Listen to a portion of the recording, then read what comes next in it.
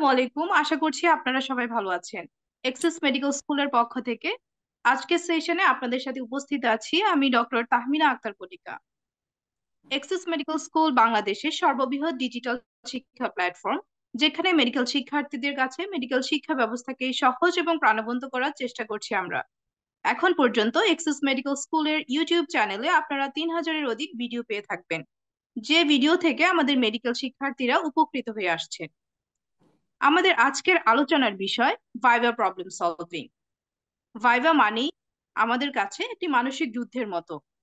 প্রশ্ন শোনার পরে মুখ শুকিয়ে যাওয়া, ভুলে যাওয়া, এগুলো আমাদের সবার কাছে একটা চেনা জানা অংশ ভাইভা বোর্ডে। আশা করব আজকে আমাদের পুরো আলোচনা জুড়েই থাকবে ভাইভা বোর্ডে নিজেকে কিভাবে প্রমাণ করতে হবে। আমাদের আজকের আলোচনায় আমাদের সাথে মেন্টর হিসেবে আছেন doctor Atiqul Haque Majumder sir, consultant in psychiatry. Welcome to our session today. Hello, sir. জি, আসসালামু আলাইকুম। সবাই ভালো আছেন আশা করি। তো আমাদের আজকের সেশনটা খুব ইন্টারেস্টিং, কারণ মেডিকেল স্টুডেন্ট যারা তাদেরকে এই ধরনের অভিজ্ঞতার সম্মুখীন হতে হয়, আমাকেও হয়েছে। তো আমি যেটা এখন বলবো, এখানে বিভিন্ন প্রশ্ন আসবে, সেই প্রশ্নগুলির উত্তরের মাধ্যমে আশা করি যারা এই অনুষ্ঠানটা দেখছেন বা দেখবেন তাদের এটা অনেক উপকারে আসবে। স্যার, আমরা আলোচনার শুরুতেই আমরা জানতে চাই যে যেমন আমাদের দেশে মাধ্যমিক এবং উচ্চ মাধ্যমিক শিক্ষা ব্যবস্থায় ভাইভা অনেকটাই প্রয়োগ নেই বললেই চলে। যখন একজন শিক্ষার্থী মেডিকেলে প্রবেশ করে, প্রথমে তার যে পরীক্ষাটি হয় সেটাকে আমরা আইটেম বলে থাকি। আইটেম টেবিলে গিয়ে একজন শিক্ষার্থী প্রথম ধাক্কা খায়, তখন সে মানসিকভাবে অনেকটা ভেঙে পড়ে। হয়তোবা তার মাধ্যমিক এবং উচ্চ মাধ্যমিক জীবনে কখনোই কোনো ফেল ছিল না। হ্যাঁ, যখন দেখা যায় যখন দেখা যায় আইটেম টেবিলে বসলো, অতিরিক্ত নার্ভাস হয়ে গেল, জীবনের প্রথম ভাইভা বোর্ড, কি হবে না হবে, অনেক দুশ্চিন্তা থাকে। আমরা আপনার কাছে জানতে চাইবো আইটেম টেবিলে নিজেকে কিভাবে প্রস্তুত করে নিয়ে আসবে একজন শিক্ষার্থী। আচ্ছা, প্রস্তুতি ব্যাপারটা আসলে এরকম যে আলাদাভাবে প্রস্তুতি যদি নিতে গেলে সেখানে আরো সমস্যা হবে। মানে জীবনের সবকিছুকে একদম খুব ন্যাচারাল ফ্লো এর মতন চলতে হবে। ন্যাচারাল ফ্লো মানে এরকম যে আজকের এই যে সেশনে আমি যে এখানে আজকে গেস্ট হিসেবে বা মেন্টর হিসেবে এখন আহ, আমার যদি এটা চিন্তা থাকতো, আচ্ছা ঠিক আছে, আমাকে যে আগে 25টা প্রশ্ন দেয়া হয়েছে, আমাকে প্রশ্নগুলি একটু দেখতে হবে, প্রশ্নের সম্ভাব্য উত্তরগুলি মনে একটু রিহার্স করতে হবে, এটা যদি হতো তাহলে কিন্তু আসলে এই অনুষ্ঠানটা সাবলীল স্বতঃস্ফূর্ত হতো না। এই অনুষ্ঠানটা বা আজকের যে আমি যেটা চাই যে মেসেজগুলি দিতে, সেই মেসেজগুলি যদি যারা এটা দেখছেন তাদের ভিতরে যদি এটা কাজ করতে পারে তাহলে তারা উপকৃত হবেন। তাহলে এটা কাজ করার জন্য আমাকে কিসের উপর নির্ভর করতে হবে, যে আমার ভিতরে আমার যে উইজডম, আমি এতদিন ধরে আমার ভিতরে বিভিন্ন যা কিছু অ্যাকুমুলেটেড হয়েছে, নলেজ অ্যাকুমুলেটেড হয়েছে, এক্সপিরিয়েন্স অ্যাকুমুলেটেড হয়েছে, এগুলির সম্মিলিত যে প্রভাব সেটাই এক্সপ্রেসড হবে আজকের সেশনে। ভাইবাও ঠিক তাই।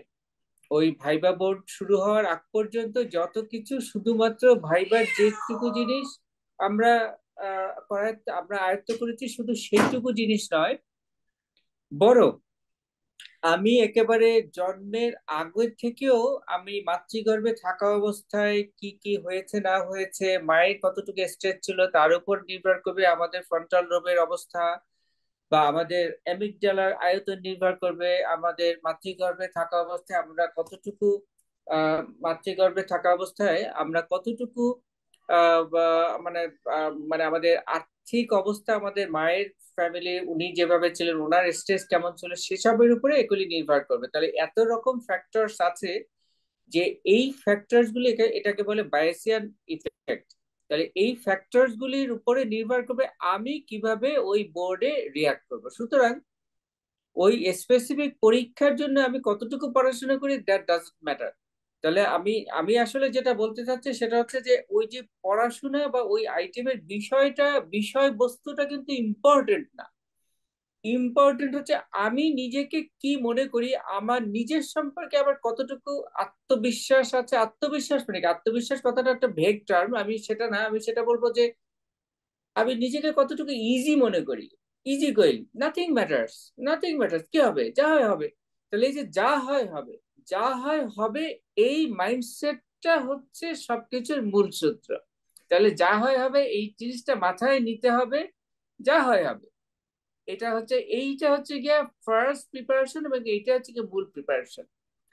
সাধারণত দেখা যায় আমরা ভাইভা বোর্ডে সবচেয়ে বেশি নার্ভাস থাকি এটা চিন্তা করে, স্যার আমাকে কি কোশ্চেন করবেন, আমি কোন ধরনের অ্যান্সার দিব, স্যার সেটাতে স্যাটিসফাইড হবেন কিনা।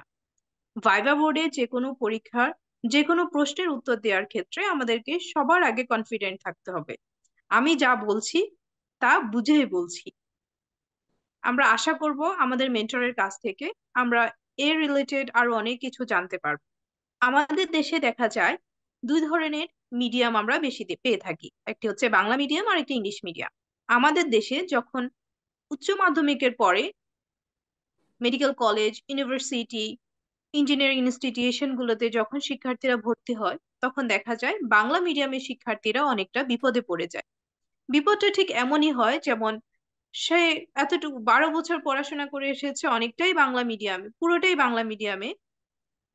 এখন দেখা যাচ্ছে ইংলিশ মিডিয়ামে তাকে পড়তে হচ্ছে, ইংলিশ কারিকুলামে পড়তে হচ্ছে। বাংলা মিডিয়ামের শিক্ষার্থীদের ক্ষেত্রে কতটুকু এক্সট্রা আমাদের প্রস্তুতি নিতে হবে আমরা এখন স্যারের কাছ থেকে সেই ব্যাপারটি জেনে নিব। স্যার, যারা বাংলা মিডিয়ামে পড়াশোনা করে আসে 12 বছর, অবশ্যই তাদের ইংলিশ সাবজেক্ট থাকে, ইংলিশে তাদের এক ধরনের প্রস্তুতি থাকে, কিন্তু যখন আমরা মেডিকেল কারিকুলামে আসি তখন দেখা যায় যে আইটেম টেবিল গুলোতে, ভাইভা বোর্ডে তখন ইংরেজিতে উত্তর দিতে হলে তখন তাদের কিছুটা সমস্যায় পড়তে হয়। এটি থেকে কিভাবে তারা পরিত্রাণ পেতে পারে?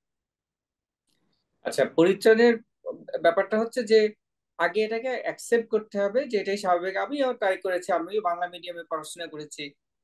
তো প্রথম দিকে যখন আহ, কেউ হঠাৎ করে মিডিয়ামটা চেঞ্জ হয়, তখন কিন্তু তার কাছে এটা একটা বিশাল বড় একটা রেজিস্টার, মানে তার কাছে একটা বাধার মতন মনে হয়। এবং জীবনটা আসলে এরকম, যদি আমরা সবাই কম বেশি কোনো না কোনো সময় কোনো না কোনো গেম খেলেছি, খেলাধুলা করেছি, তাই না? সেটা বাস্তবিক গেম হোক বা আমাদের মোবাইল বা ভিডিও গেমই হোক। তাহলে গেমের ক্ষেত্রে একটা জিনিস কিন্তু আমরা সবসময় লক্ষ্য করি যে আহ, খেলা যদি খুব মানে যেটাকে কি বলে যে যদি একেবারে মানে কম্পিটিটিভ না হয়, হ্যাঁ, মানে খুব উত্তেজনাপূর্ণ এবং প্রতিদ্বন্দ্বিতাপূর্ণ যদি না হয়, তাহলে কিন্তু আসলে খেলার উত্তেজনা থাকে না, আনন্দও থাকে না। ওই রকম কোনো ম্যাচ দেখতেও মজা লাগে না, যে একটা বোরিং খেলা হচ্ছে, বা একটা দল কেবল তারা গোল দিয়েই যাচ্ছে আর এক দল গোল গোল খেয়েই যাচ্ছে। তাহলে আমাদের জীবনটা ঠিক তাই, যদি সামনে কোনো রকম চ্যালেঞ্জ না থাকে তাহলে কিন্তু আসলে ওই জীবনটা খুব বোরিং হয়ে যাবে। তাহলে যে প্রথমে যখন মিডিয়াম হিসেবে আমাদের বাংলা থেকে ইংরেজিতে যখন আসে, তখন ওইটা মনে হতে পারে একেবারে মহাসাগরে পড়ার মতন। এই যে সাগরে পড়ার অনুভূতিটাকে এনজয় করতে হবে, এটা একটা থ্রিল, এটা একটা চ্যালেঞ্জ। তাহলে চ্যালেঞ্জের মোকাবিলা করতে হবে। এখানে মূল সূত্রটাই হচ্ছে শুধুমাত্র টিকে থাকা। টিকে থাকা মানে কি? মানে যতই ঝড়ঝাপটা হোক না কেন, যে ওটাকে আঁকড়ে ধরা, মানে লিভ না করা, অর্থাৎ হাল ছেড়ে না দেয়া। আমার গ্রেড কি হলো, আইটেমে আমি 5 পেলাম নাকি একেবারে 4.5 আমাকে দিয়ে দিল, আবার দিতে হবে, দ্যাট ডাজন্ট ম্যাটার। আমি মানে পারসিস্ট করে যাচ্ছি কিনা, কনসিস্টেন্ট কিনা, আমি একটানা লেগে আছি কিনা। তাহলে লেগে থাকাটাই হচ্ছে আসল। লেগে থাকলে পর প্রথম দিকে এটাই স্বাভাবিক যে আমি তো একদম প্রথমেই তো খুব ভালো স্কোর করবো না। যারা দেখা যায় যে অনেক ভালো প্রেজেন্টেশন স্কিল আছে, যাদের ইংরেজিতে দক্ষতা ভালো আছে, যারা সুন্দরভাবে বোঝাতে পারে, তারা দেখা যাবে ভালো পাবে, এটাই স্বাভাবিক, তারা 7-8ও পাবে। আর সেখানে আমি হয়তো বা 5 বা 6 বা 5.5 পাবো। That's okay. কম্প্যারিজনের কিছুই নাই, কারণ আলটিমেটলি আমার নিজের পোটেনশিয়াল আমি কতটুকু বিকশিত করতে পারছি সেটা হচ্ছে বিবেচ্য বিষয় আমার কাছে। আমার কাছে ওটা যখন প্রাধান্য পাবে, তখন সারা দুনিয়া কি মনে করে দ্যাট ডাজন্ট ম্যাটার। আমিও যে আজকে আমি তো সমস্ত প্রশ্নগুলি দেখেছি আগে, আমাকে যখন পাঠানো হয়েছে, তো যা কিছু সমস্যা আমি কিন্তু সেগুলিকে প্রতি মানে সেগুলিকে মুখোমুখি হয়ে আজকে এই জায়গায় এসেছি।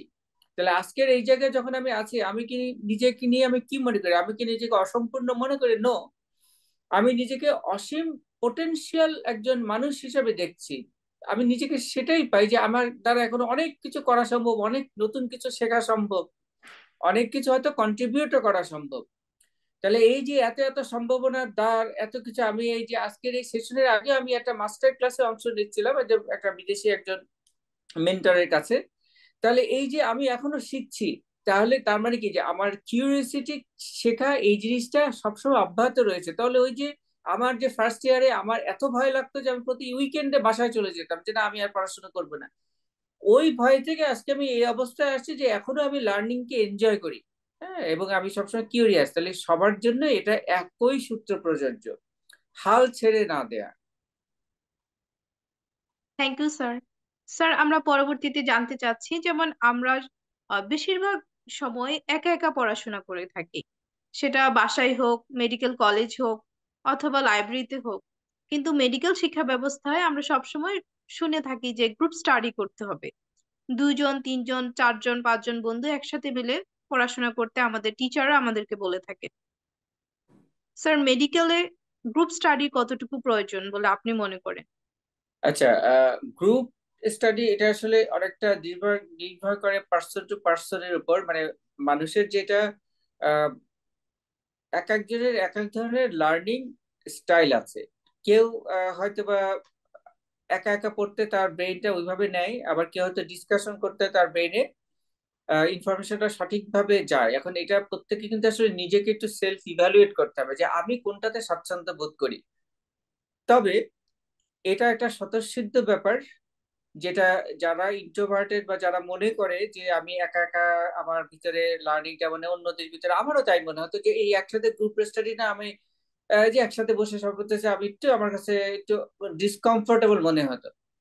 কিন্তু আমি পরে যেটা জেনেছি সেটা হচ্ছে, যেটা আমি এখন শেয়ার করবো, যে আসলে লার্নিং কিভাবে হয় বা লার্নিং এর বেস্ট ওয়ে অফ লার্নিং কি, এটা আমরা জানি যে একজনের লার্নিং কে এক এক রকম হয়। কেউ আছে অডিও ভিজুয়ালে, কেউ হয়তো দেখে লার্নিং ভালো হয়, কারো হয়তো বা শুনে ভালো হয়, কারো হয়তো বা ওইগুলিকে ডেমনস্ট্রেটের মাধ্যমে দেখালে পর ভালো হয়, আবার কেউ যখন নিজে পার্টিসিপেট করে ইন্টারেক্টিভ তখন ভালো হয়। তো লার্নিং এর সবচেয়ে মানে যেটা চূড়ান্ত ধাপ হচ্ছে এইটাই, যে যখন লার্নিং করে সেই লার্নিংটা আমি আরেকজনকে শিখাবো, আরেকজনকে কাছে যখন আমি এটা মানে এটা যখন ডিসিমিনেট করব, ওইটা হচ্ছে লার্নিং এর সবচেয়ে বেস্ট অপটিমাল ওয়ে। যখন আমরা গ্রুপ ডিসকাশন করি তখন কিন্তু আসলে এই জিনিসটাই হয়, আমরা বিভিন্ন জিনিস শিখছি সেটা আরেকজনকে আমরা শিখানোর মধ্যে মতন করে। অর্থাৎ এখানে আমাদের কিন্তু একটু চেঞ্জ আনতে হবে।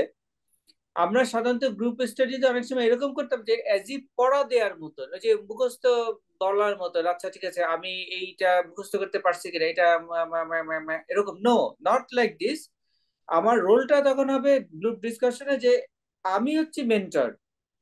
আমার দায়িত্ব হচ্ছে এই যে জিনিসটাকে কত সহজ ভাবে আরেকজনের ব্রেইনে দেয়া, যাতে সে জিনিসটা তার ভিতর থেকে আর কখনো ছুটে না যায়। তাহলে এইটাকে যখন আমি নিজের ভিতরে নিব, তখন কিন্তু আসলে আমার কোনো সমস্যা হবে না গ্রুপ ডিসকাশন, এবং সেটা আমার জন্য অত্যন্ত ইফেক্টিভ হবে, সে যতই ইন্ট্রোভার্টেড হোক না কেন। আর যারা প্রকৃতিগতভাবে এক্সট্রোভার্টেড, গ্রুপে পড়াশোনা করতে ভালোবাসে বা মানুষের সঙ্গ পছন্দ করে, তাদের জন্য তো এটা একেবারে সোনায় সোহাগা, তারা তো এটা এনজয় করবে। স্যার, অনেক সময় দেখা যায় যে গ্রুপ স্টাডি করছে যখন, সে বন্ধুদের সাথে ভালোভাবে বলতে পারছে, কিন্তু যখন আইটেমে টেবিলে বসছে তখন আর বলতে পারছে না। এই সমস্যাটা থেকে কিভাবে সে নিজেকে মুক্ত করবে? আচ্ছা, এখানে দুটো ফ্যাক্টর কাজ করে। একটা তো আমরা এটা বুঝি যে পারফরমেন্স অ্যাংজাইটি ফিয়ার ফ্যাক্টর, যে ওটা তো হচ্ছে একটা মানে মানে ওটাকে বলা হয় যে কন্ট্রোলড এনভায়রনমেন্ট। তো যখন আমরা বন্ধুদের সাথে আড্ডা দিই, এটা কন্ট্রোলড এনভায়রনমেন্ট, নিয়ন্ত্রিত। কিন্তু আইটেম হচ্ছে রিয়েল লাইফ সিচুয়েশন, মানে একদম যুদ্ধের অবস্থার মতন। তাহলে মক ফাইট এবং রিয়েল ফাইটের মধ্যে পার্থক্য। আর সেকেন্ড, সেটা আমি কেন কিভাবে ওভারকাম করবো সেটা আমি বলছি। আর আর সেকেন্ড যে ফ্যাক্টরটা সেটা হচ্ছে পিয়ার পিয়ার গ্রুপ। অর্থাৎ পিয়ার গ্রুপের সাথে যখন আমরা থাকি তখন আমাদের ব্রেইন ফ্রিকোয়েন্সি এমন একটা লেভেলে থাকে, ওটা খুব এনজয়মেন্ট, তাই না? বন্ধুদের সাথে তো আড্ডা দিতে মজা লাগে। তাহলে বন্ধুদের সাথে পড়তেও মজা লাগবে, একসাথে খেতেও মজা লাগবে, রাইট? সবই তো মজা লাগবে। তাহলে ওই সময় ভালো লাগবে, এটাই স্বাভাবিক। আর পরে ভাইবা বোর্ডে গেলে রিয়ালিটিটা চেঞ্জ হচ্ছে, ওইখানে তার বন্ধুও থাকছে না। বন্ধু যদি থাকতো, তা এটা আপনারা নিশ্চয়ই দেখেছেন যে ভাইবা বা প্র্যাকটিক্যাল বা রিটার্নের সময় যে পাশে যদি একজন বন্ধু থাকে, নট নেসেসারি যে তার সে আমাকে কোনো হেল্প করছে, কিন্তু তার ফিজিক্যাল প্রেজেন্সও কিন্তু আমাদেরকে অনেকটা সাহস যোগায়। তো কিন্তু ভাইভাতে তো আর এটা পাওয়া যাবে না, ভাইভাতে শুধু আমাকে একা, সম্পূর্ণ একাই থাকতে হবে। তাহলে ভাইবার ক্ষেত্রে যেটা করণীয় সেটা হচ্ছে যে, এই যে কেন আমার ভয়টা হয়, ভয় হওয়ার কারণ হচ্ছে যে আগে থেকে আমরা অ্যান্টিসিপেট করি যে আমার বুঝি খারাপ হবে। হ্যাঁ, যদি এরকম হয়, যদি কঠিন হয়, প্লাস আগের যারা বের হয়ে আসলো তাদের কাছে শুনলাম খারাপ। তো এই যে ভয়, ভাইভাতে গেলে চেঞ্জ হয়ে যাচ্ছে, আমরা বন্ধুদের সাথে পড়া দিতে পারছি, ভাইভাতে গেলে পারছি না। তার মানে একটা জিনিস কিন্তু ক্লিয়ার, যে ইনফরমেশন আমার মধ্যে আছে, নলেজ অ্যাকুমুলেটেড হয়েছে, ওটা ম্যাচিওর হয়েছে, ওটা ঠিক মতো ওখান থেকে আমার ফ্রেন্ড যেভাবে ঘুরিয়ে ফিরিয়ে প্রশ্ন করতে না কেন আমি অ্যান্সার দিতে পারছি। কিন্তু যেহেতু ভাইভাতে আমি পারছি না, তার মানে হচ্ছে যে এখানে সিম্পলি স্ট্রেস, স্ট্রেস ছাড়া এখানে আর কোনো ফ্যাক্টরি নাই।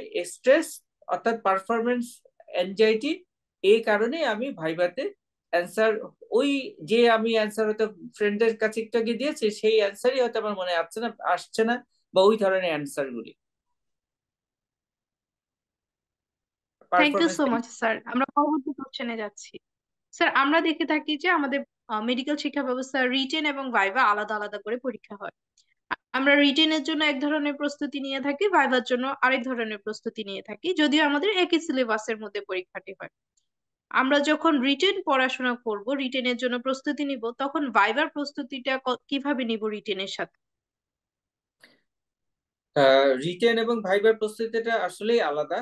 আলাদা মানে আমি এটা বলতে চাচ্ছি না যে এটাতে নলেজটা ডিফারেন্ট, নো। এখানে এখানে হচ্ছে পারফরমেন্সের ব্যাপার, এবং পারফরমেন্সের সাথে কিন্তু আমাদের নিজেদের সাথে নিজেদের বোঝাপড়ার একটা গুরুত্ব আছে। কারণ রিটেনটা হচ্ছে অনেকটা ওই যে অন্ধকারে আমার নিজের রুমে বসে পড়া মুখস্থ করছি, আমি আমার ঘরে আছি, আমার ঘরে থাকা যেরকম অনেকটা রিটেনটাও সেরকম। মানে আমাকে কারো মুখোমুখি হতে হচ্ছে না, কারোর সাথে আমাকে কনফ্রন্টেশনে যেতে হচ্ছে না, কারোর সাথে ইন্টারাকশনে যেতে হচ্ছে না। আমি যা চোখ মুখ বন্ধ করে আমার মতো লিখে আসলাম, ব্যাস শেষ। আমি অনেক ভালো, আমি মুখস্থ বিদ্যা ভালো হোক বা আমার কনসেপ্ট ভালো হোক, যাই হোক না কেন, যদি সাধারণত তো এরকম সমস্যা হয় না, সবাই মোটামুটি মেডিকেলে যারা আসে তারা তাদের ওই ক্যাপাবিলিটিটা অবশ্যই আছে, তাছাড়া তো আসছে না। তাহলে ওটা সবাই পারে মোটামুটি। সমস্যাটা হয় ভাইবার জন্য। কারণটা এই না যে ভাইবার নলেজ ডিফারেন্ট, ভাইবারটা একমাত্র এই যে ইন্টার, আমাকে যে মানে মানে যেটাকে এনকাউন্টার করতে হচ্ছে, অর্থাৎ আমাকে আরেকজনের মোকাবেলা করতে হচ্ছে। অর্থাৎ এখানে যদি একটা রোবট বসানো থাকতো, সে রোবট শুধু একটা পর একটা প্রশ্ন করবে, তাহলে কিন্তু আমাদের এত সমস্যা হতো না। কিন্তু এখানে যেখানে হিউম্যান বিইং আছে, এবং সেখানে আমাদের আগে থেকে যদি অ্যান্টিসিপেটেড ফিয়ার থাকে যে টিচার টিচার তো খুব কড়া, বা এই যে যদি এক্সটার্নাল বড় পরীক্ষা হলে তো এক্সটার্নাল ওনারা যদি অনেক কড়া হন, আমরা আমরা আগে থেকেই ধরে নিই এক্সটার্নাল মানে হচ্ছে কড়া। তাহলে এই যে পূর্ব নির্ধারিত ধারণা, এইখান থেকে যদি আমরা বের হয়ে যেতে পারি যে যা হয় হবে, হ্যাঁ আমি জানি না সর্বোচ্চ খারাপ কি হতে পারে, আমি ফেল করতে পারি, কিন্তু আমি যদি এখানে মানে আতঙ্কিত হই, তাতে তো আমার লাভ হচ্ছে না, বরং আমি অন্যদের ক্ষতি করছি। কিভাবে ক্ষতি করছি? কারণ আমাদের ইমোশন সংক্রামিত হয়। আমি যদি যেমন এই কারণে, যে কারণে যে আমরা একটা হাসি সিনেমা দেখলে আমরাও হাসি, বা অন্যের দুঃখ দেখলে আমাদেরও দুঃখ লাগে। তাহলে আমি যখন ভাইবা বোর্ডে যাব, আমি যদি অ্যাংজাইটি অনুভব করি, স্ট্রেস অনুভব করি, তাহলে আমার সেই অ্যাংজাইটি এবং স্ট্রেস আমার সামনে যারা পরীক্ষক হিসেবে যারা আছেন তাদেরকে ওটা স্পর্শ করবে, সংক্রামিত করবে। তখন তাদের ভিতরে ডিসকমফোর্ট তৈরি হবে। তাহলে এটা এমন একটা অনুরণন তৈরি করবে, এটা একটা নেগেটিভ একটা ভাইব্রেশন তৈরি করবে, যার ফলে তারা চান বা না চান আমার প্রতি তাদের অ্যাটিটিউড নেগেটিভ হতে বাধ্য। এটা আসলে খুবই দুঃখজনক। এটা মানে তার মানে কি দাঁড়াচ্ছে, আমি আমার নিয়তিকে আমি ডেকে নিয়ে আসছি। হ্যাঁ, আমি যে স্যার আমাকে পরীক্ষা খারাপ নিবেন, আমাকে খারাপ নাম্বার দিবেন, আমার প্রতি আপনি রাগ করবেন, বিরক্ত হবেন, তাহলে আমি যে এটা ইনভাইট করছি আমি। কারণ ইন দ্য ফার্স্ট প্লেস আমি স্ট্রেস, স্ট্রেস মানে নেগেটিভ ইমোশন, নেগেটিভ ভাইব্রেশন, এটাকে আমি সংক্রমণ করছি। তাহলে নিজেকে আমাকে এভাবে করতে হবে যে না, আমি আরেকজনেরকে তাকে আমি মানে ডিসকমফোর্ট ফিল করানোর এটা আমার কাজ হতে পারে না। হতে পারে আমার প্রিপারেশন যথাযথ না, কারোই যথাযথ প্রিপারেশন হবে না, কিন্তু আমার টার্গেট থাকবে যে আমার দ্বারা অন্যরা যেন তাদের ইমোশনাল ব্যালেন্সটা যেন নষ্ট না হয়, এটা করার আমার কোনো অধিকার নেই, মোট কথা। তাহলে আমার যারা টিচার বা যারা পরীক্ষক যারাই থাকুক না কেন, তাদের মানসিক যে স্থিরতা সেটাকে আমি হয়তো নষ্ট করতে চাইবো না। তাহলে সেটার জন্য ওইটার জন্য আমাকে রিল্যাক্স থাকতে হবে, নট নেসেসারিলি আমার পড়া মুখস্থ যাতে আমি বলতে পারি অথবা আমি যাতে ভালো নাম্বার পাই, আমি যাতে ফেল না করে সেজন্য নয়। অন্যদেরকে স্ট্রেসটা সংক্রামিত করাটা এটা আমার উচিত না। হ্যাঁ, একজন বিবেক বুদ্ধিমান বুদ্ধি সম্পন্ন মানুষ হিসাবে সেটুকু চেষ্টা করা, that's it. Thank you sir. Sir, আমরা জানলাম যে আমরা অন্যকে আহ আমাদের স্ট্রেসটা যাতে কোনোভাবে সংক্রমিত না করে সেদিকে খেয়াল রাখতে হবে আমাদের। যদি আমরা সেটা খেয়াল করতে যাই তাহলে আমাদের নিজেদেরকেও তো মানসিকভাবে প্রস্তুত হতে হবে। ভাইবা বোর্ডে আমরা প্রবেশের আগে নিজেদেরকে কিভাবে মানসিকভাবে প্রস্তুত করতে পারি? নিজেকে মানসিক ভাবে প্রস্তুত করতে হলে একটা হচ্ছে যে বাস্তবতাটা কি, বাস্তবতা হচ্ছে যে আমরা জীবনে আমাদের চলতে হবে, চলতে হলে পর আমাকে এই যে সবকিছুর মধ্যে দিয়ে যেতে হবে, মানে এইটার মধ্যে দিয়ে আমাকে যেতে হবে, এটার থেকে কোনো পালানোর কোনো সুযোগ নেই এবং আমি পালাবো না, আমি মোকাবেলা করব। মানে আমি একটু ছোট্ট উদাহরণ দিই যে যদি এরকম আমি শুনি যে এই গলি দিয়ে না যাওয়াই ভালো, কারণ এই গলিতে অনেক সময় ছিনতাইকারী থাকতে পারে বা কোনো অন্য কিছু থাকতে পারে। এখন এটা শুনেই যদি আমি না, তাহলে তো এই গলিতে যাওয়াই যাবে না। কিন্তু আমি যদি মনে করি না, মানে আমার কাছে তো তেমন কিছু নাই হারার, কিন্তু আমি এক্সপ্লোর করতে চাই, এটা থ্রিল, আচ্ছা আসলে কি ছিনতাইকারী আছে বা এরকম কোনো কিছু আছে, তাহলে ওই যে অজানাকে জানা বা একটা রিস্ক, যেখানে যে আমি সামনে ভাইবা পরীক্ষায় শুনেছি ওই যে টিচার উনি হচ্ছেন অত্যন্ত বদরাগী বা উনি অত্যন্ত কঠিন, ঠিক আছে, আই ওয়ান্ট টু এক্সপ্লোর, আমি এটার টেস্ট নিতে চাই। আমি ওই যে কষ্ট পেতে ভালোবাসি সেরকম উনি উনি কতটুকু আমার উপর রাগ করবেন আমি সেটাই আমি দেখতে চাই। আমি ওই চিমটি কাটার বা ওই কষ্টের অনুভূতিটা আমি পেতে চাই। তাহলে নিজেকে এইভাবে সেট করা, যে চ্যালেঞ্জ নেয়ার মানসিকতা, আমি মানে যে কাপুরুষ নই আমরা, আমি চাই ঠিক আছে কত কঠিন হোক দেখি, আমি না হয় ফেল করতে পারি, এর চাইতে তো আর খারাপ কিছু হতে পারে না, মৃত্যু চাইতে তো আর খারাপ কি হবে, তো আমরা তো সবাই কোনো না কোনো দিন মৃত্যু আমাদের হবেই, তাহলে ফেলও তো কোনো ব্যাপার না। মেডিকেলে এটা প্রচলিত, ফেল না করলে ভালো ডাক্তার হওয়া যায় না, তো সাপ্লি না খেলে তো যাই হোক, ওই যে তখন এই চ্যালেঞ্জিং মনোভাব। এবং আরো কিছু কিছু টেকনিক আছে যেগুলি আগেকার দিনে করা হতো, বলা হতো, যেমন হচ্ছে ব্রিদিং এক্সারসাইজ। হ্যাঁ, যে নিজের ব্রিদিং এর উপর ফোকাস দেয়া, কিন্তু এটা আসলে বিপদের সময় ওটা মাথায় থাকবে না, এটা আমি আগেই বলে দিতে পারি। এমনি হোমওয়ার্ক হিসেবে এটা করা যেতে পারে, আমরা যদি জাস্ট আমাদের ব্রিদিংটাকে একটু খেয়াল করি, বিশেষ করে ব্রিদিং এক্সারসাইজ করারও দরকার নেই, ওটা মনে থাকবে না সিকোয়েন্স, আমাদের ব্রিদিংটা স্যার, থাকতে স্পন্টেনিয়াস প্রসেস। জি জি। স্যার আমরা যখন ভাইবা টেবিলে বসি, ভাইবা মোটামুটি আমরা প্রসিড করলাম, ভাইবা ভালো হচ্ছে, হঠাৎ করে দেখা গেল থট ব্লক হয়ে গেল, আমি কোনো কিছু আর মনে করতে পারছি না, সেই মুহূর্তে আমার করণীয় কি হবে?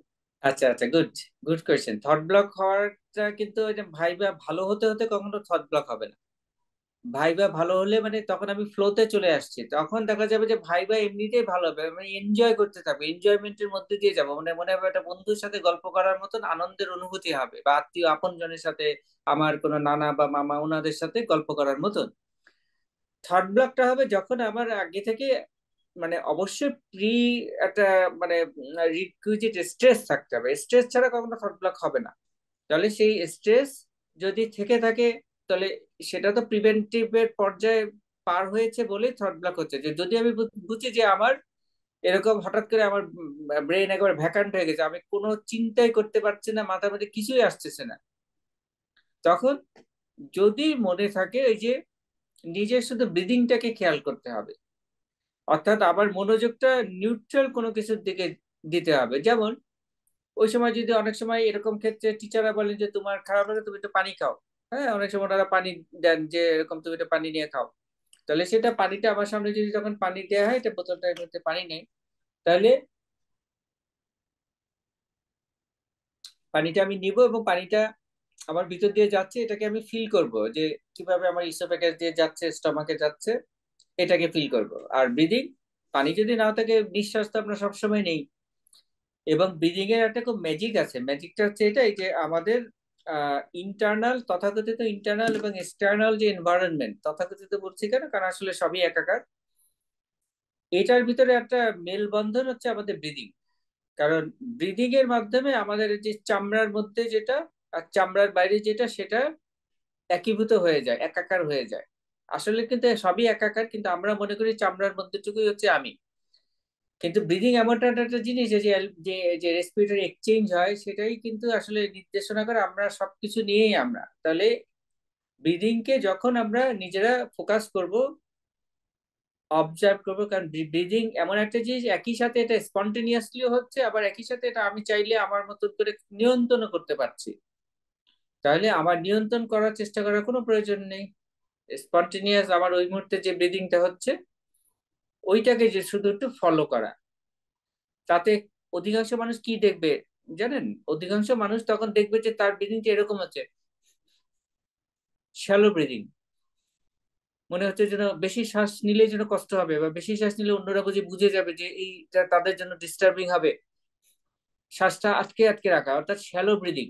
মস্তিষ্কে গ্লুকোজ কম হচ্ছে, কম অক্সিজেন কম যাচ্ছে, যার ফলে মস্তিষ্ক আস্তে আস্তে আরো মানে হয়ে যাচ্ছে, ব্ল্যাঙ্ক হয়ে যাচ্ছে, হ্যাঁ, এটা ফেইন্টিং এর মতন হয়ে যাচ্ছে, ব্ল্যাক আউটের মতন হয়ে যাচ্ছে। তাহলে ওই মুহূর্তে ব্রিদিংটাকে অবজার্ভ করা, এবং যদি দেখা যায় ব্রিদিংটা আমার শ্যালো হচ্ছে, তাহলে একটু ডিপ ব্রিথ নেওয়া, ধীরে ধীরে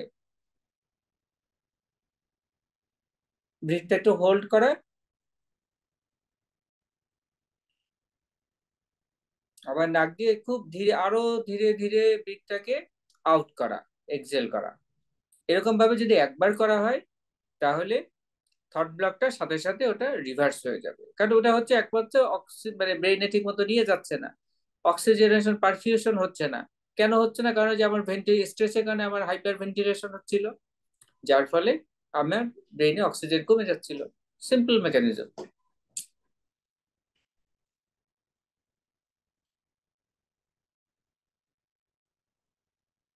থ্যাংক ইউ স্যার।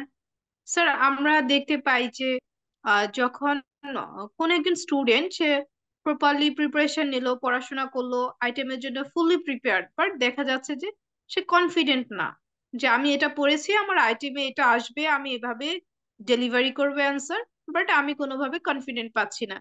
যারা এই ধরনের শিক্ষার্থী, তাদের আসলে কনফিডেন্স কিভাবে বুস্ট আপ করবে ভাইবা টেবিলে প্রবেশের আগে?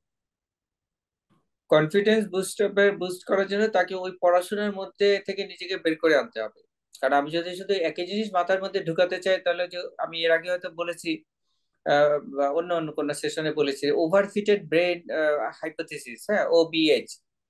এটা হচ্ছে এরকম যে আমরা যদি একই প্রকার একই ধরনের যদি মনোটোনাস ইনফরমেশন বারবার ব্রেনকে ফিড করি, তাহলে ব্রেন হচ্ছে ওটাতে এক্সস্টেড হয়ে যাবে। কারণ কি, ওই একই ধরনের ইনফরমেশন একই ধরনের নিউরো ট্রান্সমিটার গুলিকে অ্যাক্টিভেট করছে, তাহলে ওই যে নির্দিষ্ট নেটওয়ার্ক অ্যাক্টিভেট করছে, ওই নেটওয়ার্কে যে নিউরো ট্রান্সমিটার, সেই একই জায়গায় নিউরো ট্রান্সমিটার বারবার ব্যবহৃত হতে হতে ওটা ডিকে হয়ে যায়। তখন তো এটা তৈরি হতে হতে পারবে না, যার ফলে কি হবে, আমি একই জিনিস পড়ছি, কিন্তু ওই যে একসময় বলে না যে মানে মানে কি বলে, মাথা জ্যাম হয়ে গেছে পড়তে পড়তে, হ্যাঁ, এই যে আর কথা পড়ার মাথায় ঢুকছে না। কেন ঢুকছে না? কারণ ওই যে নিউরো ট্রান্সমিটার ডিকে হচ্ছে রে বাবা। এখন আমি যদি তারপরেও চেষ্টা করতে থাকি, দ্যাট উড বি জাস্ট মানে টর্চার। ওটা হচ্ছে গিয়ে নিজেকে ওই যে ওই রিমান্ডে নিয়ে যেরকম টর্চার করা হয়, ওইটা হচ্ছে নিজেকে টর্চার করা হবে। যদি আমার ব্রেন পড়া মাথা ধরছে না, আমি জোর করে পড়তে থাকি, তাহলে ওয়ে হচ্ছে যে ওটা হওয়ার আগেই পড়াশোনার ওটাকে রেখে দিয়ে আমার অন্য আর কিসে এখন, কি এখন আমার যেটা একটা গল্পের বই হতে পারে, একটা মুভি হতে পারে, একটা ইউটিউব হতে পারে, বা আমার ফ্রেন্ডের সাথে একটা গল্প হতে পারে, বা আমি আমার কোনো রিলেটিভ তার সাথে, বা কোনো কাজিন তার সাথে আমার একটু হতে পারে, বা একটু খেলতে যাওয়া হইতে পারে, যেটাই হোক না কেন, আমাকে ওখান থেকে বের হতে হবে, এসকেপ করতে হবে। এসকেপ করা ছাড়া এটা থেকে কেউ বেরোতে পারবে না। কাউন্টার ইনটিউটিভ, কিন্তু এটা হচ্ছে একমাত্র ওয়ে। স্যার, আমরা পরবর্তী আলোচনায় ফিরে যাই। যেমন আমরা দেখতে পাই যে আমাদের বিভিন্ন ধরনের ফোবিয়া থাকে, ঠিক ভাইভাও একটি ফোবিয়া আছে, যে আমাদের অনেক শিক্ষার্থী আছে যারা ভাইভা ফোবিয়াতে আক্রান্ত। এখন যাদের এই ধরনের ভাইবা ফোবিয়া আছে, এই শিক্ষার্থীদের জন্য আপনার কোন ধরনের মেসেজ থাকবে? আচ্ছা, মেসেজ থাকবে, আমি বলবো যে দুটো টেকনিক তাদেরকে অবলম্বন করতে। একটা কিছুটা আমি হিন্টস দিয়েছি, যে যে যে যেমন ওই যে গেম হিসাবে, হ্যাঁ মানে ভাইবা, ভাইবাটা হচ্ছে একটা গেমের মতন। এখন যদি আমরা যদি একটা গেম খেলতে চাই, এটা এটা ছোটখাটো যে কোনো একটা ভিডিও গেমের কথাই ধরি, তাহলে ওই গেমটাতে কি খেলার সময় কি, যে গেম খেলে গেমার, সে কি ভয় পায়? ভয় পেলে তো সে গেমই খেলতো না, সে তো থ্রিল অনুভব করে। হ্যাঁ, তাহলে ভাইবাকেও আমি ওই রকম একটা থ্রিল, ওটা একটা শিহরণ, ওটা একটা অ্যাডভেঞ্চারের মতো, যে আমি জানি না আমি জিতবো কিনা। তাহলে এটাকে যখন আমি অ্যাডভেঞ্চার হিসেবে নেবো, রিয়েল লাইফ অ্যাডভেঞ্চার, এমন না যে এটাকে আমাকে জিততেই হবে, কিন্তু আমি জানি না এটা জিতবো কিনা, জিততেই হবে বলে কিছু নাই। এটা একটা গেম, আমি এটাতে চেষ্টা করছি, কি হবে আমি জানি না, যা হয় হবে। তাহলে এইটা যখন হবে আমার দৃষ্টিভঙ্গি, তখন আমি ওই ভাইভাগকে একটা চ্যালেঞ্জ মোকাবেলার মানসিকতা নিয়ে যাব, গেমারের মানসিকতা নিয়ে যাবো। এটা হচ্ছে ফার্স্ট টেকনিক। আর সেকেন্ড টেকনিক হচ্ছে যে যেটা ফোবিয়া, তো ফোবিয়া বলার সাথে সাথে আমার মাথার ভিতরে একটা চিন্তা চলে আসলো যে মাকড়সার কথা, কারণ আমার একসময় মাকড়সার ভয় ছিল, মাকড়সা নিয়ে একটু ফোবিয়া ছিল। তো যার যেটা নিয়ে ফোবিয়া, কারো সাপে ফোবিয়া আছে, কারো অনেক এরকম কিছুতে ফোবিয়া ফোবিয়া আছে, তাহলে ওই যে ভাইবা ফোবিয়া দূর করতে হলে কাঁটা দিয়ে কাঁটা তুলতে হবে। মনে করতে হবে যে আমার সামনে যারা বসে আছেন তারা হচ্ছে ওরকম মাকড়সা। তাহলে সেটা সেটা সায়েন্স ফিকশনের মাকড়সা হতে পারে, কার্টুনের মাকড়সা হতে পারে।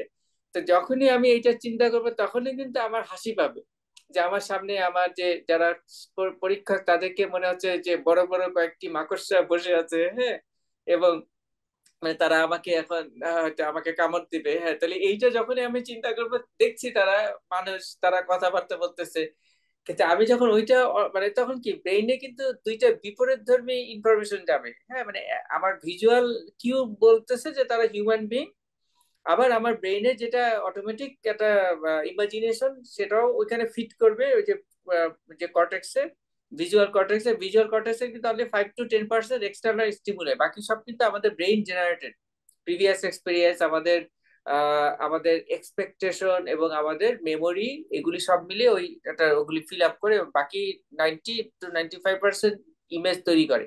যাই হোক, তো যখন আমরা ওই যে ব্রেইন যখন একটা অ্যাসিমিলি মানে কি বলে অ্যাসিমিলারিটি, তাই না, হ্যাঁ, অসামঞ্জস্য দেখবে, যে আমি দেখতেছি মানুষ, চোখ দিয়ে সিগন্যাল যাচ্ছে মানুষ, কিন্তু আমার আমার ইমেজ ইমাজিনেশন বলতেছে মাকড়সা, তখন ব্রেন কনফিউজড হয়ে গিয়ে তখন সে মানে সে আর কনফিউজ ব্রেন কিন্তু আর ভয় পেতে পারে না, ভয় আসবে না, সেটা একটা উইট হবে, একটা হিউমার হবে। তাহলে ব্রেন তখন একটা আনন্দ অনুভব করবে, তাহলে ওই যে আনন্দ একটা মজা পাবে, ওই মজার অনুভূতিতে তো আর আর যাই হোক স্ট্রেস তো থাকতে পারে না, স্ট্রেস অটোমেটিক রিজলভ হয়ে যাবে।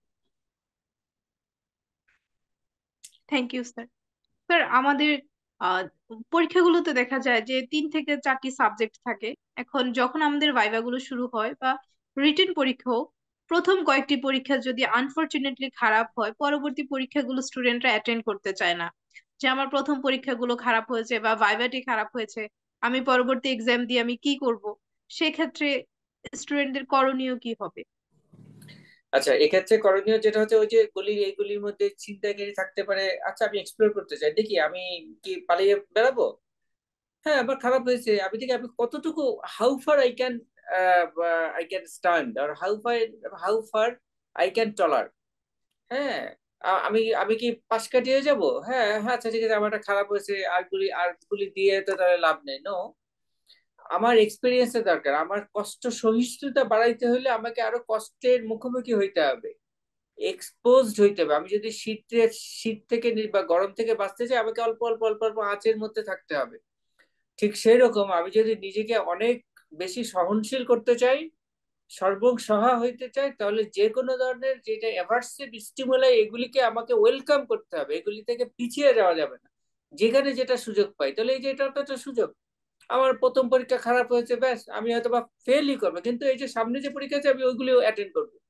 আমার হয়তো খারাপ লাগবে, অন্যরা দেখে বলবে, আমার ফ্রেন্ডরা হয়তো জানে যে ও তো আগেরটা খারাপ হচ্ছে, এটা তুই আবার দিতে আসছিস, তারা হয়তো খুব ভালো দিচ্ছে, আমার খারাপ লাগবে, ওইটাই আমি এক্সপিরিয়েন্স করবো। আমার নিজেকে ওইটার মোকাবেলা করতে হবে, ওটাকে ফেস করতে হবে।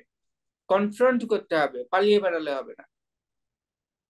এই মাইন্ডসেটটা থাকতে হবে, তৈরি করতে হবে। Thank you sir. স্যার আমরা দেখতে পাই যে আমাদের ডেইলি লাইফটা যেরকম হয়, অনেক সময় আমরা লেট নাইটে ঘুমাই, অনেক সময় আমরা স্ট্রেস ইটিং করে থাকি, অনেকের দেখা যায় যে হাঙ্গার স্ট্রাইক হয়ে যায় এক্সাম ফোবিয়াতে বা এক্সাম স্ট্রেসে। আবার অনেকের ক্ষেত্রে দেখা যায় যে একদমই আমরা ঘুমাই না পরীক্ষার আগের দিন। অনেক সময় দেখা যায় যে অনেক অনেক জাঙ্ক ফুড খেয়ে থাকে। এই ক্ষেত্রে পরীক্ষার আগে ভাইবার আগের দিন রাতে একজন শিক্ষার্থী নিজেকে মানসিকভাবে কিভাবে প্রস্তুত করবে পরীক্ষার আগের দিন রাতে? এমন হতে পারে আমার আগামীকাল সকালে একটি ভাইভা অ্যাটেন্ড করতে হবে 10টা বাজে, আমার আজকের রাতে মানসিকভাবে নিজেকে কতটুকু প্রস্তুত করব, কোন কোন বিষয়গুলো আমি খেয়াল রাখবো?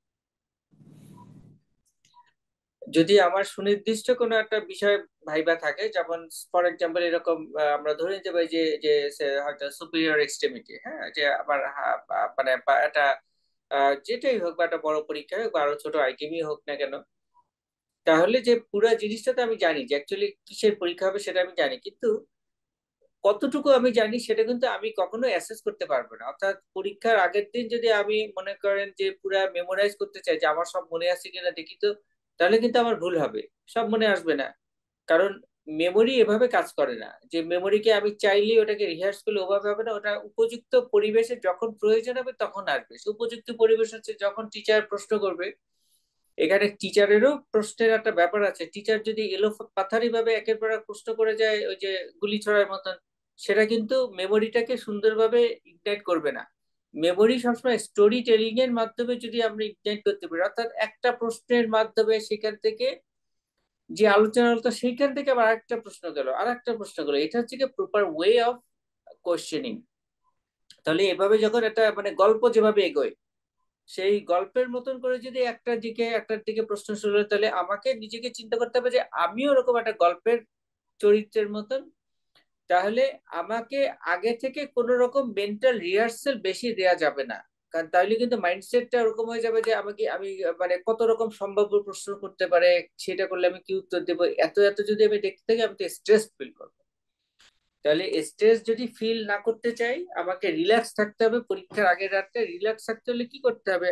রিল্যাক্স থাকতে হলে যে আমি যতটুকু পড়েছি এখন, আমি বেশি এখান দিয়ে যদি আমি আবার রিভার্স মানে রিভিশন দিতে চাই, তাহলে আমার ভুল ভ্রান্তি হতে পারে। এত রিভিশন দরকার আমার ব্রেন যতটুকু নিয়েছে, এবং আমার নিজের উপর ওই কনফিডেন্স আছে যে আমার ব্রেন ওটা দিয়ে সুন্দরভাবে যে যখন অ্যাপ্রোপ্রিয়েট যা কিছু প্রয়োজন সেটাকে সে ডেলিভার করতে পারবে।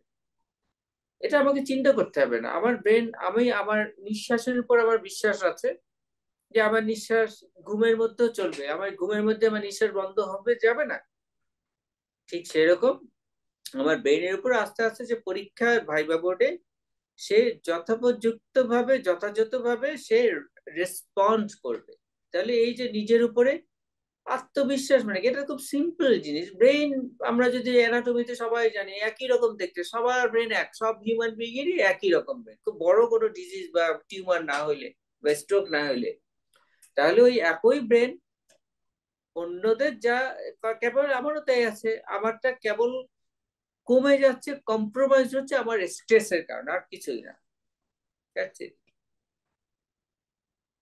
স্যার, পরীক্ষার আগের রাতে আমাদের কোন ধরনের খাবারগুলো এড়িয়ে চলা উচিত, যে এই ধরনের খাবারগুলো আমরা গ্রহণ করব না? আচ্ছা, এটা আসলে খাবারের ক্ষেত্রে যেটা বলবো, খুব গুরুত্বপূর্ণ বিষয়টা হচ্ছে যে প্রথমত যে কোনো ধরনের ফাস্ট ফুড, প্রসেসড ফুড খারাপ। এখন আলট্রা প্রসেসড ফুডও খারাপ।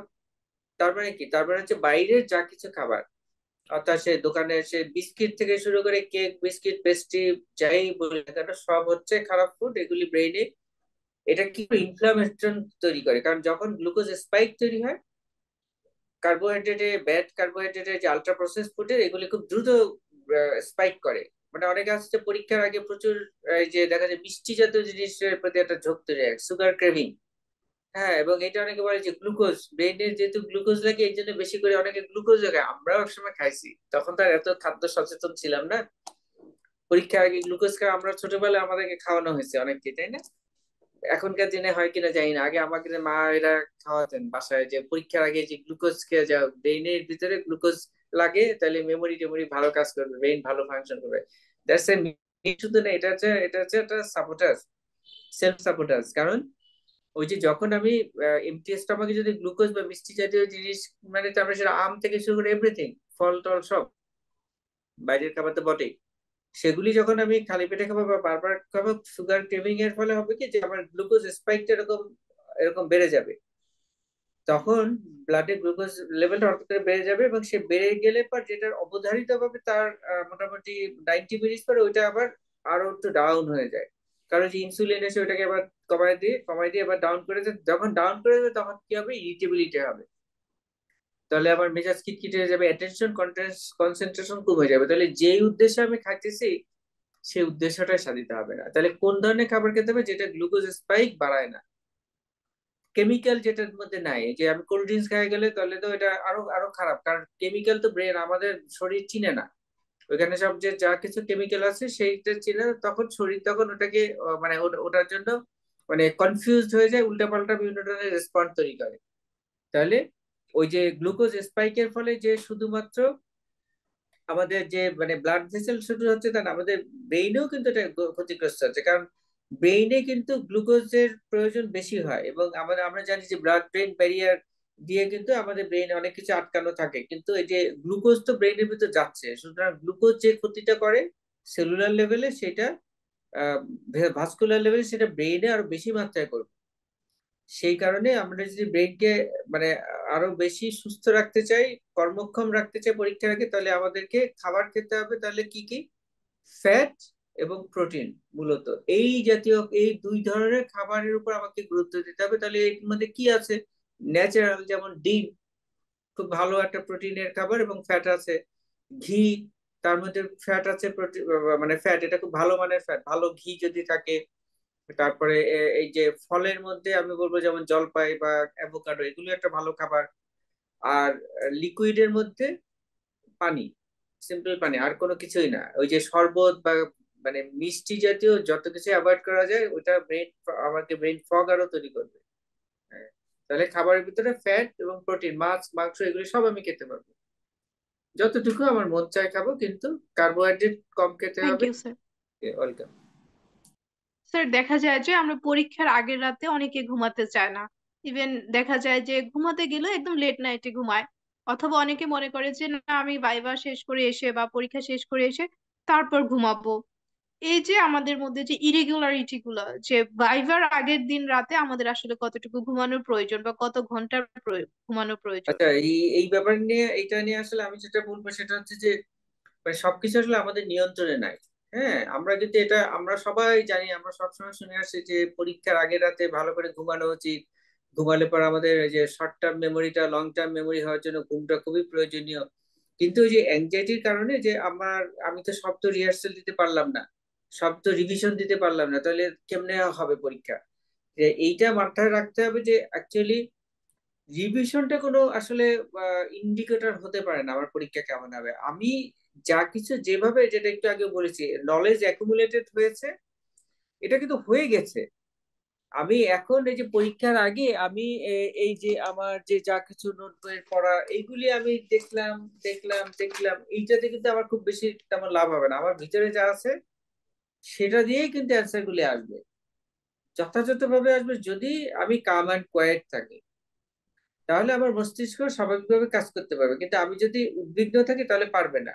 তার আমার ঘুম যদি কমে যায়, আমার ভিতরে অস্থিরতা থাকবে, অ্যাংজাইটি থাকবে, তাহলে স্বভাবতই আমার পরীক্ষার ডেলিভারিটাও খারাপ হওয়াটাই স্বাভাবিক। তাহলে ওই ঘুমের সময় খুব স্যার বন্ধ দেখা করে যায়, জোর করা যাবে না।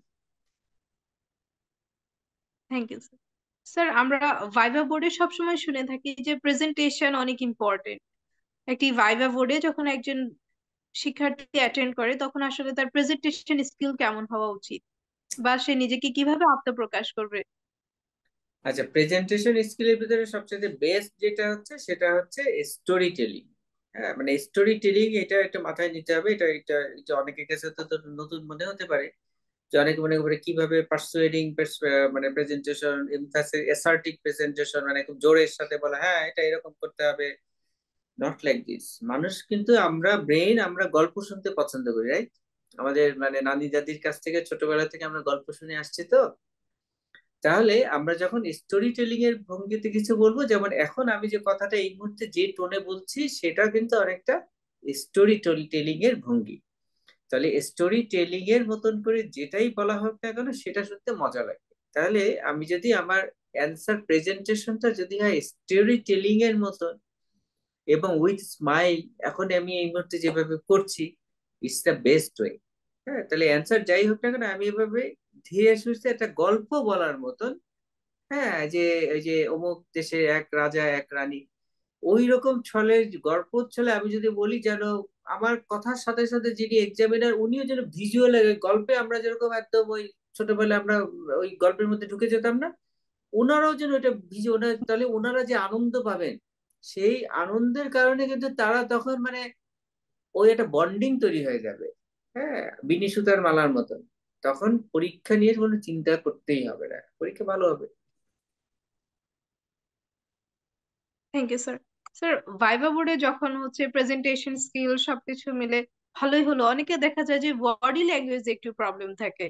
হয়তোবা সে উদ্ধতপূর্ণ কোনো আচরণ করছে না, কিন্তু তার ওয়ে অফ প্রেজেন্টেশন দেখা যাচ্ছে বা বডি ল্যাঙ্গুয়েজটা এমন দেখাচ্ছে যেটা অনেকটা বেমানান। ভাইবা বোর্ডে আসলে বডি ল্যাঙ্গুয়েজটা কেমন হওয়া উচিত বলে আপনি মনে করেন? বডি ল্যাঙ্গুয়েজের ব্যাপারে আমি আসলে মনে করি যে এটা আমাদের আমাদের যদি আমরা যদি সোশ্যাল যারা, তাদের কিন্তু বডি ল্যাঙ্গুয়েজের সমস্যা হওয়ার কথা না। মানে যারা এক্সট্রোভার্টেড বা যারা মানে মানুষজনের সাথে মিশতে পছন্দ করে, কারণ তখন হয় কি যে তাদের ব্রেইন অন্যান্যদের থেকে অনেক কিছু শিখে। হ্যাঁ, যার ফলে সে ওই অ্যাডজাস্ট করে না যে এই জায়গার পরিবেশে এরকম কোনটা, তখন সে বুঝতে পারে, বুঝতে পারে যে আমার হাঁটা চলাতে আমার টিচার সে কি কোনো মানে আনইজি ফিল করছে কিনা, বা আমি যেভাবে বসে আছি, বা আমি বলতে গিয়ে বারবার আমি একটা হাত পা নাড়াচ্ছি, হ্যাঁ, এই যে এরকম বুঝান এরকম করতেছি, তাহলে এই জিনিসগুলি আমাকে, যত বেশি আমার মানুষের সাথে মেলামেশা থাকবে, ইন্টারাকশন হবে, তত আমার ব্রেইন মানে, আমি এটাই বলতে চাচ্ছি যে নিজের বডি ল্যাঙ্গুয়েজ ঠিক করাটা ইম্পর্টেন্ট না, অন্যের বডি ল্যাঙ্গুয়েজ বুঝতে পারাটা। শুধু বডি ল্যাঙ্গুয়েজ না, মানে তার কোভার্ট, তার এনার্জিটা কেমন, অর্থাৎ আমার অঙ্গভঙ্গি বা আমার এমন কিছু হচ্ছে যে আমার সামনে যে আছে সে আনইজি ফিল করছে বা সে জিনিসটা ঠিক মতো নিচ্ছে না, সেইটা কিন্তু তার কাছ থেকে কোনো না কোনো ভাবে প্রকাশিত হবে। শুধু বডি ল্যাঙ্গুয়েজ না, সে হয়তো স্থির আছে কিন্তু দেখা যাবে যে সে, তার চোখের দৃষ্টিটা যেরকম ছিল সেরকম না, মানে একটু যেন একটু শক্ত হয়ে গিয়েছে, অথবা তার কথাটা একটু চেঞ্জ হচ্ছে, তো তখন বুঝতে হবে যে আমার আবার এটাকে অ্যাডজাস্ট করতে হবে। তাহলে অ্যাডজাস্ট করতে হলে আগে আমাকে রিল্যাক্স করতে হবে। যখন আমি রিল্যাক্স হবো, তখন আমার বডি ল্যাঙ্গুয়েজ যেটাই থাকুক না কেন ওটা কিন্তু নিউট্রাল একটা ল্যাঙ্গুয়েজ চলে আসবে। তাহলে আমি যদি আগে থেকে খুব বেশি পরিমাণে এগুলি নিয়ে মাথা ঘামাই আমার বডি ল্যাঙ্গুয়েজ কেমন হবে, এটা আননেসেসারিলি, আমাকে জাস্ট ওই মুহূর্তে আমাকে সতর্ক থাকতে হবে যে আবার পরীক্ষক যারা, ওনাদের বডি ল্যাঙ্গুয়েজ কি প্রকাশ করছে, আমাকে সেই অনুযায়ী ওটার সাথে সিনক্রোনাইজ করতে হবে নিজেকে। Thank you sir. স্যার, অনেক সময় দেখা যায় যে ভাইবা রেজাল্ট আমাদের এক্সপেকটেশন অনুযায়ী হয়নি, হয়তোবা আমাদের কোনো একটা ফেইলারের মোকাবিলা করতে হচ্ছে। এই সময় একজন শিক্ষার্থী আসলে এই ভাইবার যে ব্যর্থতা, সেটা কিভাবে মোকাবিলা করলে তার পরবর্তী পরীক্ষাগুলো ভালো হবে বলে আপনি মনে করেন? ভাইবার যে ব্যর্থটা, এটার জন্য আগে ফার্স্ট হচ্ছে যে অন্যকে দোষারোপ করাটা, এটা করা যাবে না।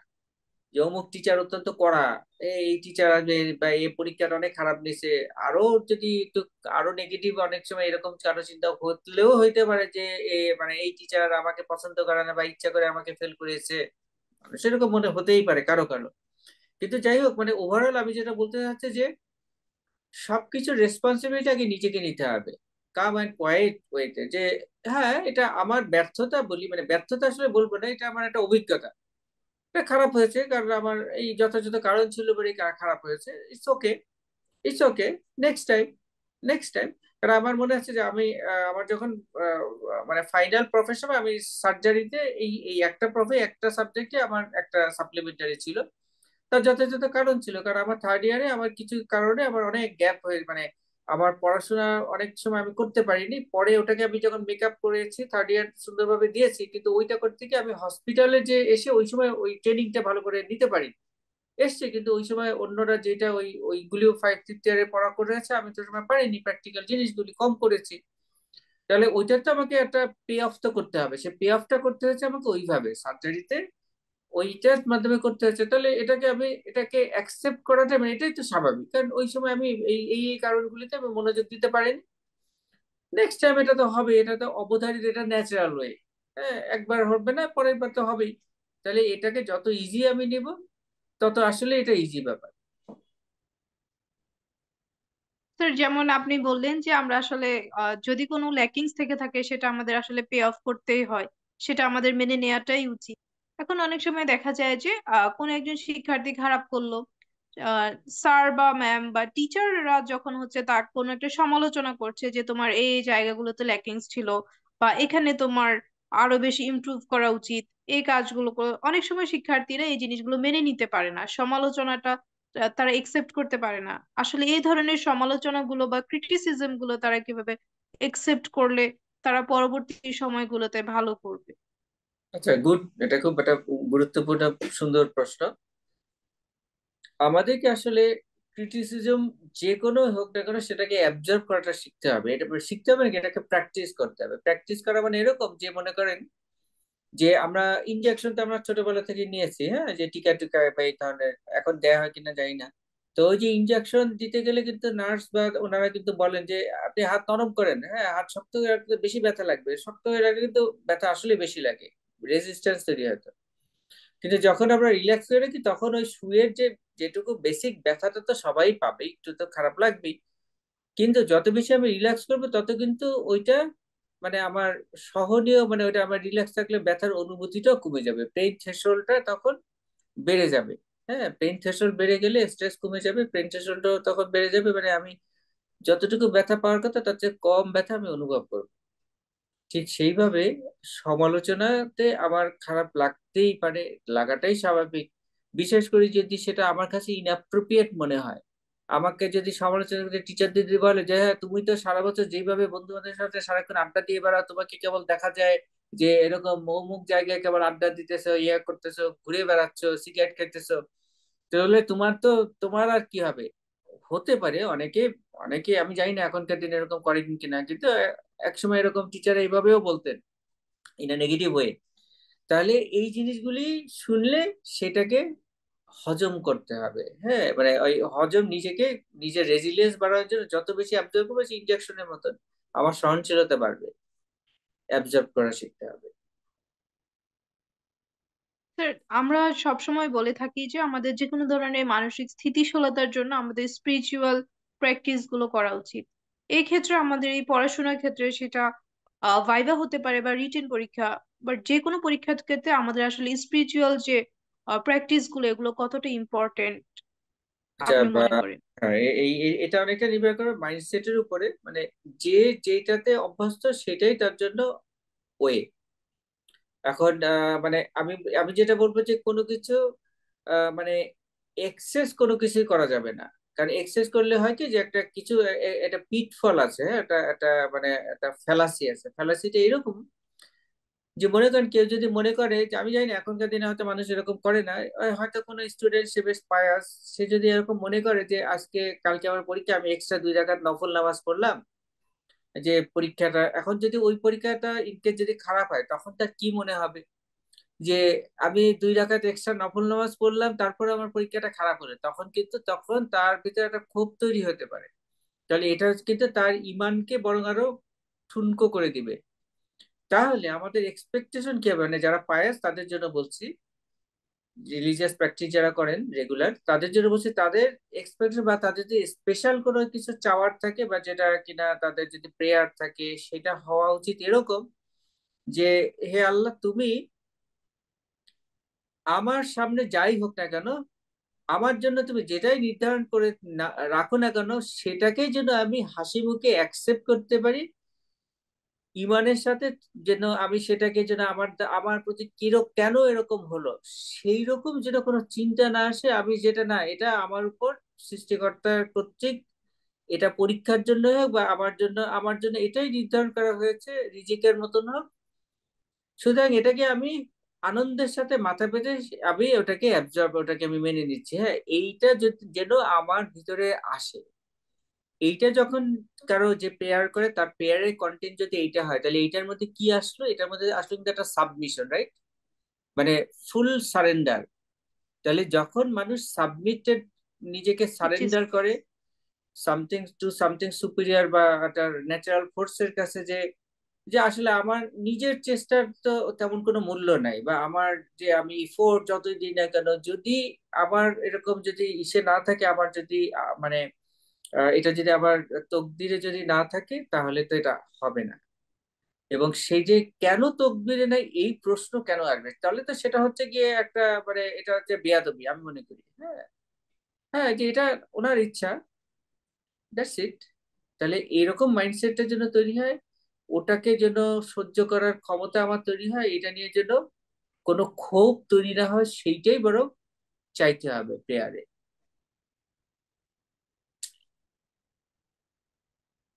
Thank you so much sir. Sir, আমরা অনুষ্ঠানের অনেকটাই শেষের দিকে চলে এসেছি, আমাদের অল্প কিছু আলোচনা বাকি আছে আপনার সাথে। স্যার, আমরা যদি একটা ভাইভা বোর্ডে যাওয়ার আগে কি করব, ভাইভা বোর্ডে কিভাবে নিজেকে উপস্থাপন করব, কিভাবে প্রস্তুতি নিব, সবকিছু নিয়ে আলোচনা করলাম। এখন একজন শিক্ষার্থী আসলে যখন তাকে এই ভাইভা পরীক্ষার জন্য প্রস্তুত করবে, সেই সময় তার দুর্বলতাগুলো কিভাবে চিহ্নিত করবে এবং সে অনুযায়ী কিভাবে একটা ভালো ভাইভা বোর্ড সে অ্যাটেন্ড করার জন্য, নিজেকে প্রস্তুত করার জন্য যে রোড ম্যাপটা তৈরি করবে, সেটা কি হতে পারে বলে আপনি মনে করেন? আচ্ছা, তাহলে এটাকে যদি আমি খুব সংক্ষেপে বলি, তাহলে এটা হচ্ছে কি, প্রথমে তাকে একটা জাস্ট এরকম একটা ডায়েরি নিতে হবে। ডায়েরি নিয়ে তাকে, যে আমরা করে বের করেছি না যে একটা টেবিল, একটা টেবিল করতে হবে। সেই টেবিলটা এরকম করতে হবে, এক পাশে লিখতে হবে যে আমার কি কি মানে উইকনেস আছে, তারপর হচ্ছে আমার কি কি ব্রাইট সাইড বা আমার কি কি স্ট্রেংথ আছে। তাহলে স্ট্রেংথ এবং উইকনেস এই দুইটা চার্ট করতে হবে, একদম যত নিউট্রালি সম্ভব। যদি নিজে একার পক্ষে সম্ভব না হয়, দরকার হলে ফ্রেন্ডদের হেল্প নিতে হবে বা বাসায় কারোর হেল্প নিতে হবে, যে আচ্ছা আমার তোমার এক্ষেত্রে আর কি কি উইকনেস, যেটা আমি হয়তো লক্ষ্য করি না, তুমি তখন মা হয়তো বলে, হ্যাঁ তুই তো সারা রাত জায়গায় কেবল মোবাইল দেখো, এটা তোর একটা উইকনেস, এটা লেখ। হ্যাঁ, অথবা বলতে পারে তুই সারাক্ষণ ঘুমাস, এটা লেখ। ঠিক আছে, অন্যদের যেটা শোনো সেটাও আমি লিখলাম। তাহলে যখন আমরা কোনো কিছুকে এরকম রাইট ডাউন করি, আমাদের ব্রেন যখন দেখে, ওইটা কিন্তু আসলে হাফ ওয়ে সে ইমপ্রুভমেন্ট হয়ে যায়, কারণ ব্রেন যখন দেখছে ওই অনুযায়ী কিন্তু তখন অ্যাক্টিভেশন শুরু হয়ে যায়। নিউরোপ্লাস্টিসিটি ওইখান থেকেই শুরু হয়ে যায়, নট নেসেসারিলি যে আমি এই যে দাগ ধরে ধরে ধরে 1 2 3 4 সবগুলি আমি প্র্যাকটিস করা শুরু করেছি কিনা, এগুলিকে আমি ইন্টারভিন করছি না। যখন আমি দেখবো যে আচ্ছা 1 2 3 আমার হচ্ছে 5টা ব্রাইট স্ট্রেংথ, আর আমার এখানে হচ্ছে 6টা উইকনেস, আমি যে দেখলাম, এই দেখার থেকে কিন্তু আমার পরিবর্তন শুরু হয়ে যাবে। থ্যাংক ইউ তখন স্যার। আপনা আপনি আমি বিভিন্ন দিকে এগোবো এগুলিকে অ্যাডাপ্ট করার জন্য। ওয়েলকাম। স্যার, স্যার, একজন ভালো ভাইভা পারফর্মারের আসলে কোন গুণাবলীগুলো থাকা উচিত বলে আপনি মনে করছেন? তাকে প্রচুর আউট নলেজ তার থাকতে হবে। শুধু পড়ার বইয়ের মধ্যে থাকলে বা সে একটা গাধার মতন, তোতা পাখির মতন একজন মানে পরীক্ষার্থী হবে, বোরিং পরীক্ষার্থী হবে। টিচার তার সাথে কথা বলে কোনো মজা পাবে না, ও হয়তো তো মুখস্থ বিদ্যা, এটা কম্পিউটারের মতো। এখনকার দিনে আরো মানুষ এআই কে দিলে, টিপ দিলে যেভাবে সে করে বলে যাচ্ছে, এখন মুখস্থ বিদ্যা কেউ পছন্দ করে না। দেখতে হবে যে তার ভিতরে উইট আছে কিনা, তার ভিতরে মজা আছে কিনা, তার সাথে একটা মজার কথা বলে সে ওটা বুঝতে পারে কিনা। এখন সে কোনো ঠাট্টাও বুঝতে পারে না, মজা মানে একটা মানে কিছু যেটাকে বলে একটা কৌতুকও সে যদি বুঝতে না পারে, তাহলে বুঝতে হবে সে ডাম অথবা সে স্ট্রেস। তাহলে স্ট্রেস মানুষকে কেউ মানে সবাই বিরক্ত হয়, এড়িয়ে চলে, পরীক্ষাও পছন্দ করবে না। তাহলে আমি যখন মানে ওরকম, আমি তো উইক থাকবে যে উনি কি চান, হ্যাঁ মানে উনি কেমন, যে এইটা একটা চ্যালেঞ্জ, যে ইন্টারাকশন মানে বন্ডিং। মানে আমি একজনকে ফ্রেন্ড, এই যে যেমন আমরা একটা স্কুলে যদি প্রথম যাই, হ্যাঁ প্রথম একটা নার্সারি আমরা যদি এরকম চিন্তা করি, আমাদের যে থাকে যে আমরা কার সাথে ফ্রেন্ডশিপ হবে বা একজনকে আমার ভালো লাগে, এর সাথে কি আমার বন্ধুত্ব হবে। ঠিক তাই আমার টিচার বা যেই নিয়ে আপনার এর সাথে আমার বন্ডিংটা কেমন হবে, এটা থেকে চ্যালেঞ্জ হিসাবে নিতে হবে। হ্যাঁ, যে এটাকে চ্যালেঞ্জ হিসাবে নিতে হবে, এটাকে চিন্তা করতে হবে যে আমি যে ওনার সাথে আমি কতটুকু ইন্টারাক্ট করতে পারছি, মানে কতটুকু আমি ওনার আপন হতে পারি। আমার বিদ্যার দৌড় দিয়ে নয়, আমার যে আমার যে ইন্টারাকশন বা আমার হিউম্যান স্কিল, সফট স্কিল দিয়ে। তাহলে সফট স্কিলের উপরে আমাকে প্রাধান্য দিতে হবে। সফট স্কিল নিয়ে আমাদের পরবর্তীতে মানে আরো সেশন আছে। জি sir. Thank you so much sir, আপনার মূল্যবান সময় থেকে আমাদেরকে সময় দেওয়ার জন্য। আশা করব আমাদের শিক্ষার্থীদের কাছে এই সেশনটি অনেক বেশি উপকারী হয়ে থাকবে, এবং আমরা এতটুকু বিশ্বাস করব ভাইবা আসলে শুধু প্রশ্ন না, বরং সাহস, উপস্থিত বুদ্ধি আর নিজের উপর বিশ্বাসের একটি পরীক্ষা। এবং প্রত্যেকটি শিক্ষার্থী তাদের ভাইভাকে আরো বেশি প্রাণবন্ত করে তুলুক, এবং এক্সেস মেডিকেল স্কুলের পক্ষ থেকে সবার জন্য শুভেচ্ছা এবং শুভকামনা। স্যার, আপনাকে অসংখ্য ধন্যবাদ আমাদের অনুষ্ঠানে উপস্থিত হওয়ার জন্য, এবং আমাদেরকে আপনার মূল্যবান বক্তব্যগুলো এবং আপনার দিক নির্দেশনাগুলো আমাদের মাঝে শেয়ার করার জন্য। আপনাকেও অনেক ধন্যবাদ। আসসালামু আলাইকুম স্যার। ওয়ালাইকুম আসসালাম। সেই সাথে আমাদের আজকের সেশনটি এখানে শেষ করছি। আল্লাহ হাফেজ।